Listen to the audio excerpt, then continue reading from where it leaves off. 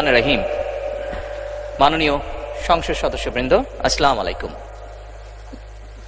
ফ্যাসিবাদের নির্মমতার শিকার অসংখ্য মানুষের কান্না আর হাজারো প্রাণের আত্মত্যাগের মধ্যে দিয়ে অবশেষে আজ থেকে পুনরায় যাত্রা শুরু হতে যাচ্ছে জনগণের ভোটে জনগণের কাছে জবাবদিহিমূলক সত্যিকার অর্থে জনপ্রতিনিধিশীল জাতীয় সংসদ। বাংলাদেশের জাতীয় সংসদের রাজনীতির এই ঐতিহাসিক মুহূর্তে আমি আল্লাহর দরবারে শুকরিয়া জানাই, যার অশেষ রহমতে আমরা একটি ন্যায়ভিত্তিক গণতান্ত্রিক মানবিক বাংলাদেশ প্রতিষ্ঠার লক্ষ্যে যাত্রা শুরু করতে পেরেছি।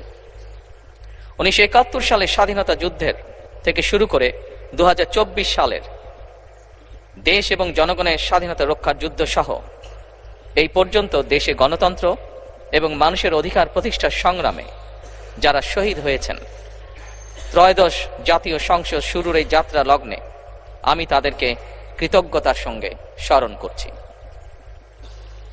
এই আন্দোলন সংগ্রামে যেসব মায়েরা তাদের সন্তান হারিয়েছেন, যেসব সন্তানেরা তাদের প্রিয়জন হারিয়েছেন, যেসব পরিবার তাদের সন্তান স্বজন হারিয়েছেন, যেসব আহত মানুষকে তাদের স্বাচ্ছন্দ্যের জীবন হারাতে হয়েছে, যেসব মানুষগুলো নির্যাতন, নিপীড়ন, রাজনৈতিক হয়রানি কিংবা মিথ্যে মামলা শিকার হয়ে সর্বস্ব হারিয়েছেন, আমি তাদের সকলের অবদানকেও কৃতজ্ঞতার সঙ্গে স্মরণ করছি।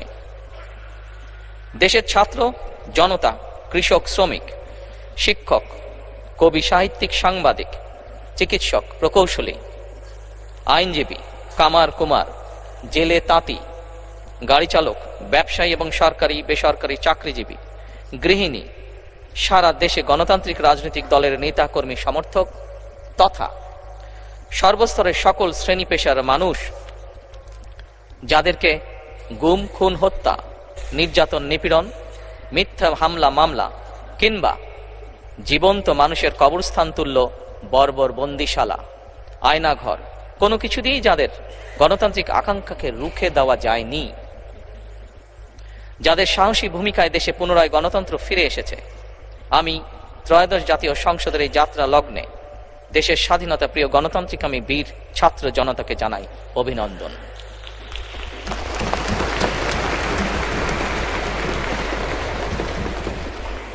সম্মানিত সংসদ সদস্যবৃন্দ, দেশনেত্রী মরহুমা বেগম খালেদা জিয়া জনগণের অধিকার প্রতিষ্ঠায় দেশে সংসদীয় গণতন্ত্র প্রতিষ্ঠা করেছিলেন, সংসদীয় গণতন্ত্রকে প্রাতিষ্ঠানিক রূপ দিয়েছিলেন। সেই গণতন্ত্রকে প্রহসনের রূপ দিয়ে জাতীয় সংসদকে হাস্যরসের খোরাকে পরিণত করা হয়েছিল। দেশে তাবিদারি শাসন শোষণ কায়েম করা হয়েছিল। দেশে সংসদীয় গণতন্ত্র এবং জনগণের অধিকার পুনঃপ্রতিষ্ঠা করার জন্য দেশনেত্রী বেগম খালেদা জিয়া জীবনের শেষ দিন পর্যন্ত লড়াই করেছেন। জীবনে কখনোই স্বৈরাচার কিংবা ফ্যাসিবাদের সঙ্গে আপোষ করেননি। দেশে আজ থেকে আবারও সেই কাঙ্ক্ষিত সংসদীয় গণতন্ত্রের যাত্রা শুরু হলো, আলহামদুলিল্লাহ।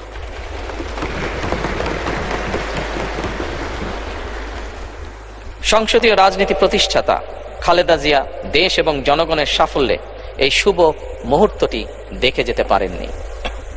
আজ তাই এই জাতীয় সংসদে দাঁড়িয়ে আমরা দেশ এবং জনগণের স্বার্থে আপসীর নেতৃত্ব, ব্যক্তিত্ব, স্মরণীয়, বরণীয়, অনুকরণীয় রাজনীতিবিদ মরহুমা খালেদা জিয়াকে গভীর শ্রদ্ধার সঙ্গে স্মরণ করছি।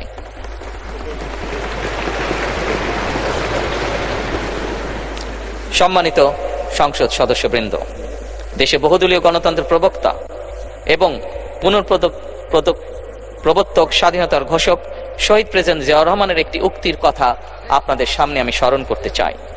তিনি বলেছিলেন, জনগণই যদি রাজনৈতিক দল হয় তাহলে আমি সেই দলেরই আছি। অর্থাৎ ব্যক্তি কিংবা দলের স্বার্থ নয়, জনগণের স্বার্থই সবচাইতে বড়।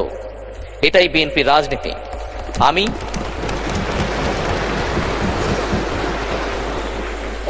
আমি প্রথমবারের মতন বাংলাদেশ জাতীয়তাবাদী দল বিএনপি থেকে জাতীয় সংসদ সদস্য নির্বাচিত হয়েছে। জাতীয় সংসদের সংসদীয় দলের নেতা নির্বাচিত হয়েছে। জাতীয় সংসদে দলের প্রতিনিধিত্ব করলেও প্রধানমন্ত্রী হিসাবে আমি এই জাতীয় সংসদে দেশের প্রতিনিধিত্ব করছি। দল, মত, ধর্ম, বর্ণ নির্বিশেষে দেশের জনগণের প্রতিনিধিত্ব করছি। আমার রাজনীতি দেশ এবং জনগণের স্বার্থ রক্ষা করার রাজনীতি। বিএনপির রাজনীতি জনগণের জীবন মান উন্নয়ন এবং স্বনির্ভর বাংলাদেশ গড়ার রাজনীতি। প্রতিটি পরিবারকে স্বনির্ভর করাই আমাদের রাজনীতির লক্ষ্য। প্রতিটি পরিবারকে স্বনির্ভর করার মাধ্যমেই বিএনপি একটি স্বনির্ভর, সমৃদ্ধ, নিরাপদ, গণতান্ত্রিক বাংলাদেশ প্রতিষ্ঠা করতে চায়। এই লক্ষ্য অর্জনে আমি জনগণের সমর্থন এবং সহযোগিতা চাইছি। এই মহান জাতীয় সংসদে সকল দলের নির্বাচিত প্রতিজন সংসদ সদস্যের সমর্থন এবং সহযোগিতা আশা করছি। সম্মানিত সংসদ সদস্যবৃন্দ, আমি বিশ্বাস করি আমাদের দল কিংবা মত কিংবা কর্মসূচি ভিন্ন হতে পারে, কিন্তু তাবেদার মুক্ত, ফ্যাসিবাদ মুক্ত একটি স্বাধীন, সার্বভৌম, নিরাপদ, স্বনির্ভর বাংলাদেশ প্রতিষ্ঠায় আমাদের মধ্যে কোনো বিরোধ থাকতে পারে না, বিরোধ নেই। জাতীয় সংসদকে জাতীয় কর্মকাণ্ডের কেন্দ্রবিন্দু না করে বিতাড়িত ফ্যাসিস্ট সরকার জাতীয় সংসদকে অকার্যকর করে ফেলেছিল। আমরা এই মহান জাতীয় সংসদকে সকল যুক্তি, তর্ক আর জাতীয় সমস্যা সমাধানের কেন্দ্রবিন্দুতে পরিণত করতে চাই। সম্মানিত সদস্যবৃন্দ, নতুন সংসদ যাত্রা শুরু করার সময় সংসদের সাবেক স্পিকার কিংবা ডেপুটি স্পিকার উপস্থিত থাকার কথা ছিল, কিন্তু পতিত, পরাজিত, বিতাড়িত ফ্যাসিস্ট সরকারের জনবিরোধী এবং গণবিরোধী কর্মকাণ্ডের ফলে যে জনরোষ তৈরি হয়েছিল তাতে এই মহান সংসদের সাবেক স্পিকার বা ডেপুটি স্পিকারকে খুঁজে পাওয়া যায়নি। তাদের কেউ কারাগারে, কেউ নিখোঁজ কিংবা কেউ পলাতক। দীর্ঘ ১.৫ দশকের ফ্যাসিবাদী এবং তাবেদারি শাসন শোষণের পর জনগণের ভোটে নির্বাচিত প্রতিনিধিদের নিয়ে আজ আমাদের এক বিশেষ পরিস্থিতিতে জাতীয় সংসদের কার্যক্রম শুরু হতে যাচ্ছে। এমন পরিস্থিতিতে আমরা সংবিধান এবং সংসদের কার্যপ্রণালী বিধির বিধান অনুসরণ পূর্বক ত্রয়োদশ জাতীয় সংসদে সভাপতিত্ব করার জন্য আজ আমি প্রবীণ রাজনীতিবিদ এবং 5 বারের মতন নির্বাচিত জাতীয় সংসদ সদস্য জনাব ডক্টর খন্দকার মোশাররফ হোসেনের নাম প্রস্তাব করছি।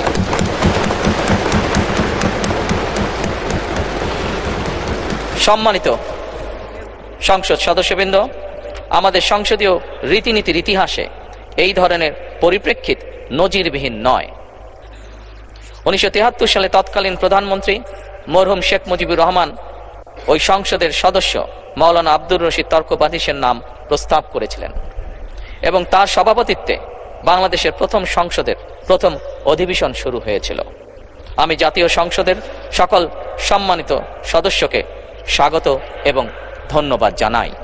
আল্লাহ হাফেজ। বাংলাদেশ জিন্দাবাদ।